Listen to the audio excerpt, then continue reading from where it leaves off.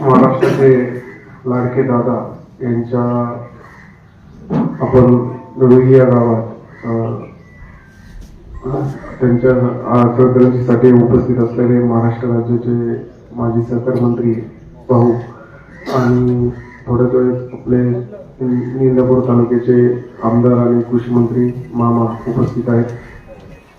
आपण 28 तारखेला आपल्या महाराष्ट्राचे अजितदादा सर्वांचे लाडके दादा यांचं निधन झालं. हे निधन म्हणजे आपल्या सर्वांसाठी, आपल्या महाराष्ट्रासाठी आणि आपल्या इंदापूर तालुक्यासाठी खरंच खूप अपघाती आहे आणि नुकसानदायक आहे. कारण मामांचे मानधन असेल किंवा भाऊंचे मानधन असेल, या ठिकाणी आपल्या दादांनी नेहमीच प्रेम आपल्या तालुक्यावरती केलं. विविध विकास कामासाठी चालना दिली. पाणी प्रश्न असेल यासाठी दादांनी भरघोस असा निधी दिला. आणि आपण बघतोय की ह्या दरम्यानच आपल्याला या ठिकाणी जिल्हा परिषदेच्या निवडणुकीला सामोरं जावं लागतंय. ही निवडणूक सामोरं जाताना खरंच आमच्या मनाला एक घात करणार आहे. पण ज्यावेळेस मामा आणि भाऊंना या निधनानंतर आम्ही भेटलो त्यावेळेस त्यांनी आम्हाला सांगितलं की आपल्याला या ठिकाणी या गोष्टी दादांसाठी आणि पुढील काळात आपल्या इंदापूर तालुक्यातील विकासासाठी ह्या गोष्टी करणे गरजेचं आहे. त्यांच्या मार्गदर्शनाखाली आम्ही हा प्रचार चालू केला आणि गावोगावी भेट घ्यायचा, कुठलाही जाहीर प्रचार करायचा नाही असं ठरवण्यात आलं. मोठी मोठी सभा घ्यायची नाही आणि सर्वांना जाऊन घरोघरी जाऊन प्रचार करायचा. हा प्रचार आम्ही नेहमी गेली 8 दिवसापासून करत आहोत. तुमच्या सर्वांच्या रुई गाव असेल, थोरातवाडी असेल आणि मराठवाडी असेल, येथील लोकांनी आम्हाला भरपूर प्रेम दिलं. आणि पंचायत समितीसाठी उमेदवार आपले जयकुमार कराडे आणि जिल्हा परिषदसाठी सोनलताई जाधव या दोन्ही उमेदवारांनी आपण भरघोस असं मतदान राष्ट्रवादी काँग्रेसला केलं आहे आणि जिल्हा परिषद आणि पंचायत समितीलाही भरघोस असं मतदान करतील अशी आशा व्यक्त करतो आणि सर्वांचा आभार व्यक्त करतो.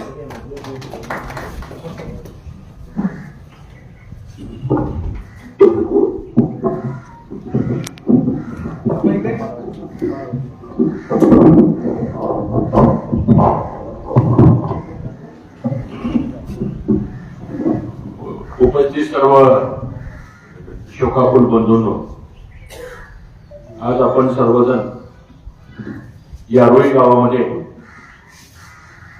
स्वर्गीय अजितदादा पवार यांना श्रद्धांजली अर्पण करण्यासाठी आज या परिसरामध्ये आपण एकत्र जमलेलो आहोत. काही वेळातच कृषी मंत्री मामा इथं उपस्थित होतील. 28 तारखेला फार मोठी दुःखद घटना घडली आणि ती सगळी आपण पाहिली आणि मोठ्या प्रमाणामध्ये आपणही सर्वजण अंत्ययात्रेसाठी आणि अंत्यविधीसाठी सुद्धा बारामतीला उपस्थित होतो. अजितदादाचं एवढ्या लवकर आकस्मिक आपल्यातून जाणं ही अजूनही कोणालाही विश्वास बसत नाही अशी दुर्घटना दुर्दैवानं 28 तारखेला घडली. आणि एक अतिशय काळाकुट्ट दिवस हा महाराष्ट्राच्या दृष्टीनं, आपल्या सगळ्यांच्या दृष्टीनं 28 तारखेला उजाडला आणि तुम्हा आम्हा सर्वांचं एक कृपादृष्टी असलेलं, एक कृपाछत्र असलेलं दादा आपल्यातून निघून गेले. आता दादाच्या जाण्यानं पवार कुटुंबावर तर दुःख आलंच, परंतु सगळ्या महाराष्ट्रामधल्या लाखो चाहत्यांच्या वर सुद्धा या दादाच्या जाण्यानं आणि दुसऱ्या बाजूला श्रद्धांजली आणि दृढ अंतकरणानं आपण दादांना भावपूर्ण श्रद्धांजली अर्पण करतोय. आणि दुसऱ्या बाजूला आपल्याला 7 तारखेला मतदानाचं कर्तव्य आपल्याला बजावायचं. त्यामुळं वेळ कमी आहे. बऱ्याच ठिकाणी आम्हाला मामांना आम्ही सर्वजण दादाच्या सांगण्याप्रमाणे एकत्र आलो. झाले असतील काय राजकीय संघर्ष, काय राजकीय वाद झाले असतील, पण हे किती वर्ष, किती काळ आपण हा संघर्ष असा करायचा की ज्याचा त्रास गावातल्या पण कार्यकर्त्याला होतो. गावगावच्या कार्यकर्त्यामध्ये सुद्धा अशा प्रकारचा कारण नसताना या राजकारणामुळे ज्या घटना घडतायत त्या आता कुठं एकत्र आपण यावं.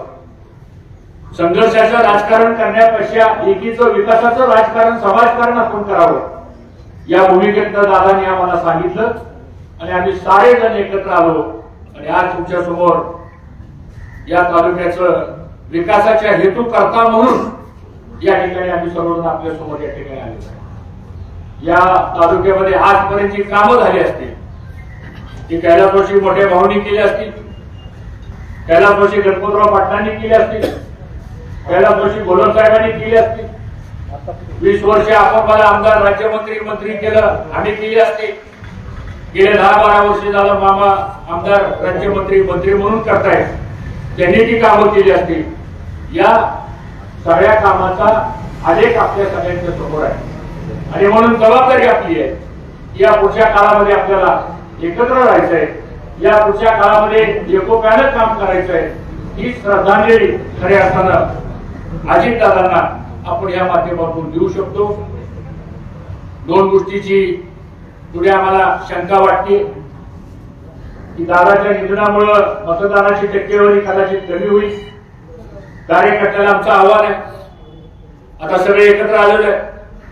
ह्यांनी मला सांगितलंच नाही, ह्यांनी मला बोललंच नाही, ह्याचा फोनच आला नाही, तिने माझ्या जवळ नाही गेला तर रामरामच केला नाही. हे जे काय चालतं आपलं गाव लेवलला, कृपा कोणी डोक्यातनं काढून टाका. आपल्याला एकत्र काम करायचे म्हणल्यानंतर आपल्या सगळ्यांची जबाबदारी आहे. आम्ही एकत्र येतो तर मग आपल्याला अडचण काय. आणि या पुढच्या काळामध्ये या तालुक्यामध्ये हे सारखं संघर्षाचं वातावरण राहण्यापेक्षा जेणेकरून आपला संसार, प्रपंच, कामं, उद्योग धंदे, गावाची विकासाची कामं, तालुक्याची विकासाची कामं एकत्र आल्यानंतर ही चांगल्या पद्धतीने आपण करू शकतो. आणि मला असं वाटतं त्यासाठी आपलं सर्वांचं एकत्रीकरण राहणं आणि पुढे काम करणं हीच दादांना खऱ्या अर्थानं श्रद्धांजली आहे. उद्या 9 तारखेला ज्यावेळेस मतमोजणी होणार आहे, माझी विनंती आपल्याला, आपण मोठ्या संख्येने इंदापूरला या.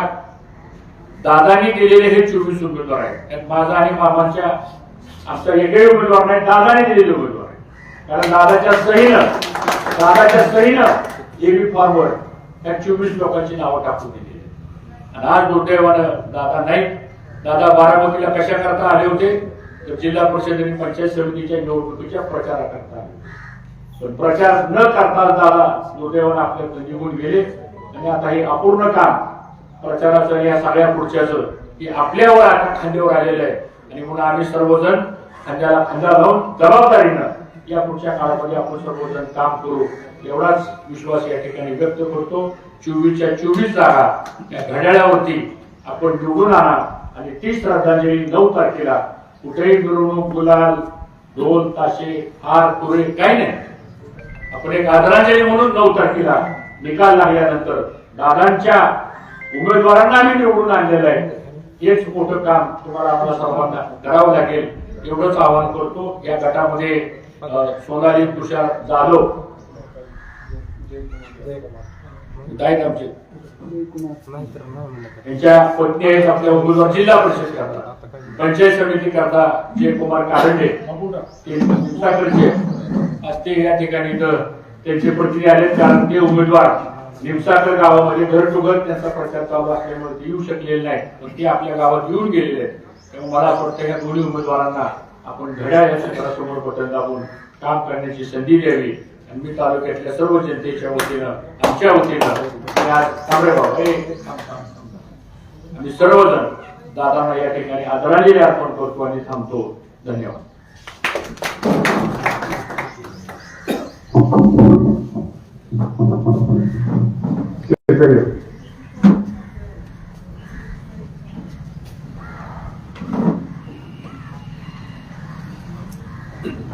रेकॉर्ड पण करते, रेकॉर्ड करते स्पीकरचा पाठीमध्ये बघतो ना. सागदेव मिसाळ आणि डॉक्टर सुरुणेंचे मिसेस या ते पाठीमागे चालत होते ना.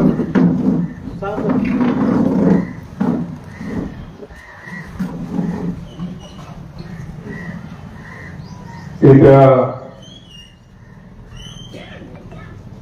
आपल्या सर्वांचे नेते, या राज्याचे नेते, उपमुख्यमंत्री अजितदादा पवार साहेबांचं अपघाती निधन झालं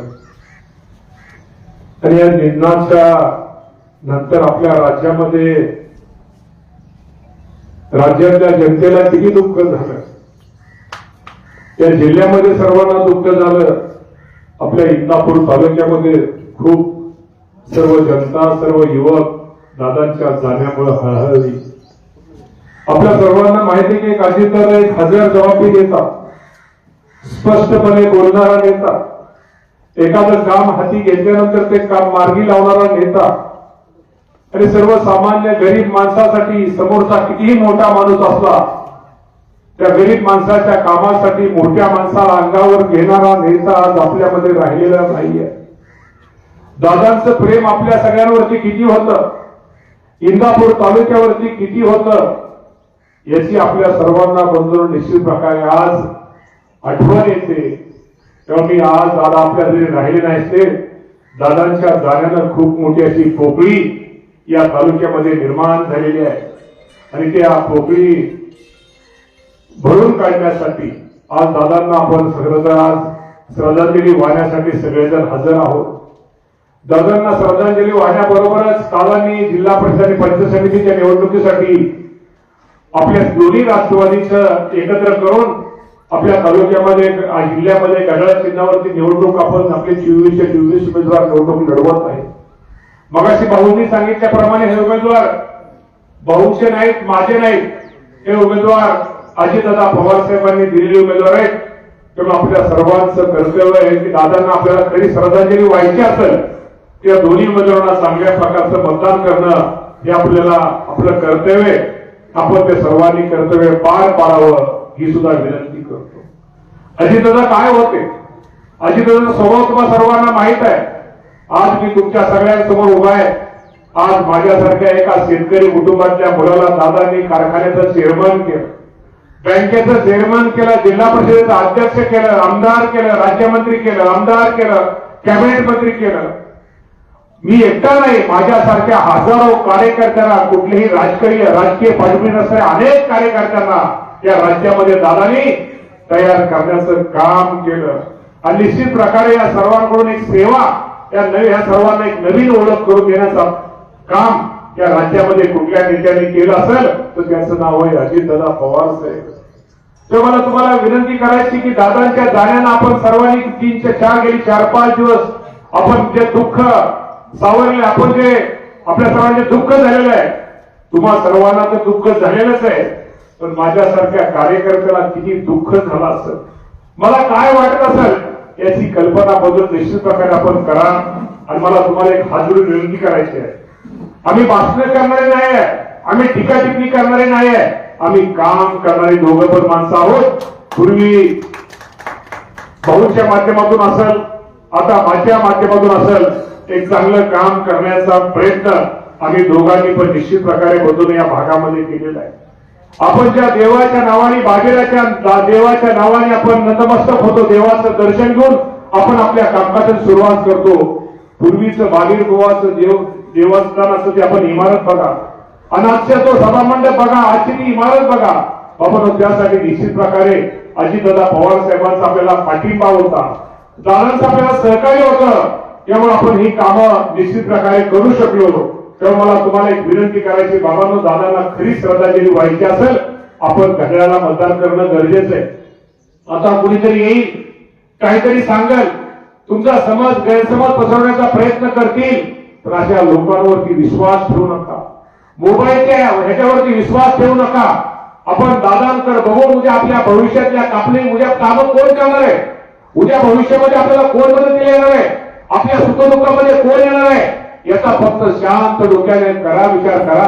फक्त निवडणुकीपुरता आम्ही तुमच्याकडे येत नाही, प्रत्येक वेळेस प्रत्येक तुमच्या सुखदुःखामध्ये, विकासाच्या कामामध्ये, प्रत्येक याच्यामध्ये तुमच्याबरोबर आम्ही आमच्यासारखे आम्ही आणि भाऊ दोघं पण तुमच्या कार्यक्रमात असतो. त्यामुळं आपण सर्वांनी दादांना जर खरी श्रद्धांजली व्हायची असेल उमेदवार म्हणण्यापेक्षा जाधवताई आणि दुसरे आपल्या जयकुमार कारंडे यांच्याकडे तुम्ही बघा, हे पण दोन्ही चांगले उमेदवार आहेत, ते पण भविष्यामध्ये चांगलं काम तुमच्या भागात करतील. पण शेवटी तुम्हाला ते जरी आहेतच, पण शेवटी आमदार म्हणून मी आहे, कारखान्याचे चेअरमन म्हणून भाऊ आहे, तेव्हा मी दोघं तुमच्या सगळ्यांची हे करू हे सोडून आम्ही दोघं पण तुमची कामं तुम्ही कधी आमच्याकडे हक्काने येऊ शकता. त्यामुळे तुम्हाला कुठल्या मध्यस्थीची गरज नाही. तर आपल्याला एक विनंती करायची, बाबांनो कृपा करून चांगल्या प्रकारची रुईगावची आपली परंपरा आहे, नेहमी तुम्ही आम्हा सर्वांना मतदान केलंय, घड्याळाला तुम्ही चांगल्या प्रकारच्या गावाने मतदान केलंय, ती तुमची परंपरा अजिबात मोडू नका. तुम्हाला कोण येईल, काय म्हणत, काय दबाव टाकतील, कोण टीका टिप्पणी करेल, मगाशी भाऊंनी सांगितलं टीका टिप्पणीने आपलं हे टीका टिप्पणी किंवा भाषण करून कोणाचं पोट भरत नसते. बाबांनो, काम करणारी माणसं वेगळी असतात, भाषण करणारी माणसं, जोरात बोलणारी माणसं, बाहेर सावरणारी माणसं ही वेगळी असतात. जो बोलतो तो कामाचा, आपल्या सगळ्याला माहिती आहे तो किती कामाचा असतो. जी माणसं कमी बोलून जास्त काम करतात ती माणसं आपली असतात. तर नेहमी लक्षात ठेवा, आम्ही तुम्हाला नेहमी आपलं समजतो, एका कुटुंबातलं समजतो. तुम्हाला एक घरचे, तुम्ही आमच्या सगळ्या घरची माणसं आहात. त्यामुळे तुम्हाला विनंती करतो की बाबांनो, कुठल्याही विचार, कुठल्याही गैरसमजाला, कुठल्याही गैरसमजाला तुम्ही अजिबात बळी पडू नका. अजित दादाने दिलेले जे 2 उमेदवार आहेत ते घड्याळ, त्या घड्याळावरती आपण सगळ्यांनी मतदान करा. खरं तर तुम्हाला वहिनींनी उपमुख्यमंत्र्यांची शपथ घेतली, वहिनी अजिबात तयार नव्हत्या. आम्ही सर्वांनी सांगितलं, वहिनी दादा गेल्यामुळं कार्यकर्ता हा सैरभैर झालेला आहे, कार्यकर्ता आहे त्याला कुठेतरी आधार दिला पाहिजे, तुम्हाला हे पद स्वीकारावं लागेल. वहिनींनी नकार दिल्यानंतर सुद्धा आमचा आग्रह असतो, 2 तासाने आम्हाला होय म्हणून सांगितलं आणि दुःख अंत करण्याने ते माऊलींनी उपमुख्यमंत्री पदाची शपथ घेतली. त्याचा एकच उद्देश आहे की आपल्या कार्यकर्त्यांना कुठेतरी उद्या विकासासाठी पाठबळ मिळावं, त्यासाठी वहिनींनी शपथ घेतलेली आहे. तर मला तुम्हाला एक विनंती करायची की बाबांनो, कुठल्याही गैरसमज न करता आपण सर्वांनी घड्याळाला मतदान करा, ही विनंती करतो आणि थांबतो. धन्यवाद. जय हिंद, जय महाराष्ट्र.